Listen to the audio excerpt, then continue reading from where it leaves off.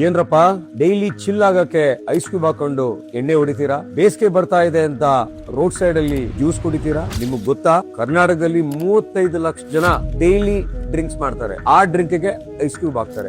1 ಕೋಟಿಯಷ್ಟು ಜನ road side juice ಕುಡಿತಾರೆ, ಅಂಗಡಿಗಳಲ್ಲಿ ಜ್ಯೂಸ್ ಕುಡಿತಾರೆ. ಆ ಜ್ಯೂಸ್ಗೆಲ್ಲ ಐಸ್ ಕ್ಯೂಬ್ ಹಾಕ್ತಾರೆ. ಆದ್ರೆ ನಿಮ್ಗೆ ಯಾರಿಗೂ ಗೊತ್ತಿಲ್ಲ, ನೀವೆಲ್ಲ ಸ್ಲೋ ಪಾಯ್ಸನ್ ನ ದಿನ ಕುಡಿತಾ ಇದೀರಾ. ಯಾಕೆ ಕುಡಿತಾ ಇದೀರಾ ಗೊತ್ತಾ?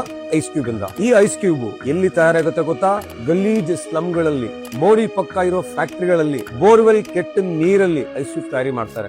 ತಯಾರಿ ಮಾಡಿದ್ಮೇಲೆ ಟ್ರಾನ್ಸ್ಪೋರ್ಟೇಷನ್, ಹಳೆ ಲಾರಿ, ಹಳೆ ಮೆಟಡೋರು, ಗೋಣಿ ಚೀಲದಲ್ಲಿ ಕಟ್ಟಿ ಟ್ರಾನ್ಸ್ಪೋರ್ಟ್ ಮಾಡ್ತಾರೆ. ಆಮೇಲೆ ಅಂಗಡಿಗೆ ಹೋಗುತ್ತೆ, ಹೋಟ್ಲ್ಗೆ ಹೋಗುತ್ತೆ, ಪಬ್ಗೆ ಹೋಗುತ್ತೆ, ರೆಸ್ಟೋರೆಂಟ್ಸ್ ಹೋಗುತ್ತೆ. ಈ ಪ್ರೊಡಕ್ಷನ್ ಇಂದ ರೀಚ್ ಆಗೋವರೆಗೂ ಎಷ್ಟೋ ಬ್ಯಾಕ್ಟೀರಿಯಾ ಅದ್ರ ಮೇಲೆ ಕುಂತಿರುತ್ತೆ. ಆ ಬ್ಯಾಕ್ಟೀರಿಯಾ ಕೂತಿರೋ ಐಸ್ ಕ್ಯೂಬ್ ನೀವು ತಿಂದಾಗ ಚಿಲ್ ಆಗ್ತೀವಿ ಅಂತ ಹೋಗ್ತಾ ಇದೀರಲ್ಲ, ನೀವು ಟೈಮ್ ಬಾಂಬ್ ಕಟ್ಕೊಂಡಿದ್ದೀರಾ. ಜ್ಯೂಸ್ ಕುಡಿತಾ ಇದೀರಲ್ಲ, ನೀವು ಟೈಮ್ ಬಾಂಬ್ ಕೊಟ್ಟಿದ್ದೀರಾ. ನಾನು ನೋಡ್ತಾ ಇದ್ದೀನಿ ಎಷ್ಟೋ ಜನ ಬೇದಿ, ವಾಂತಿ, typhoid, cholera, hepatitis, jaundice, A-B-C ಅಂತ ಬರ್ತಾ ಇದಾರೆ. ಯಾಕೆ ಬರ್ತಾ ಇರಪ್ಪ ಅಂತ ಹೇಳಿದ್ರೆ, ಒಂದು ಕಾರಣ ಈ ಕೆಟ್ಟ ಐಸ್ ಕ್ಯೂಬ್ ಹಾಕೊಂಡು ಚಿಲ್ ಮಾಡೋದ್ರಿಂದ. ಸ್ನೇಹಿತರೆ, ಈ ಕೆಟ್ಟ ಐಸ್ ಕ್ಯೂಬ್ ಇಂದ ನಿಮ್ಮ ದೇಹದಲ್ಲಿ ಸ್ಲೋ ಆಗಿ ವಿಷ ಬೆರೀತಾ ಇದೆ. ನಿಮ್ಮ ಗಟ್ ಬ್ಯಾಕ್ಟೀರಿಯಾ ಎಲ್ಲ ಸಾಯ್ತಾ ಇದೆ. ಒಳ್ಳೆ ಬ್ಯಾಕ್ಟೀರಿಯಾ ಹೋಗಿ ಕೆಟ್ಟ ಬ್ಯಾಕ್ಟೀರಿಯಾ ಬರ್ತಾ ಇದೆ. ನಿಮ್ಗೇನಾದ್ರೂ ಕಾಳಜಿ ಇದ್ರೆ ಈ ವಿಡಿಯೋನ ನಿಮ್ ಫ್ರೆಂಡ್ಸ್, ನಿಮ್ ಫ್ಯಾಮಿಲೀಸ್ಗೆಲ್ಲ ಶೇರ್ ಮಾಡಿ. ಮತ್ತೆ ಸರ್ಕಾರದವರು ಈ ಒಂದು ಐಸ್ ಕ್ರೀಮ್ ಫ್ಯಾಕ್ಟರಿಗಳ ಮೇಲೆ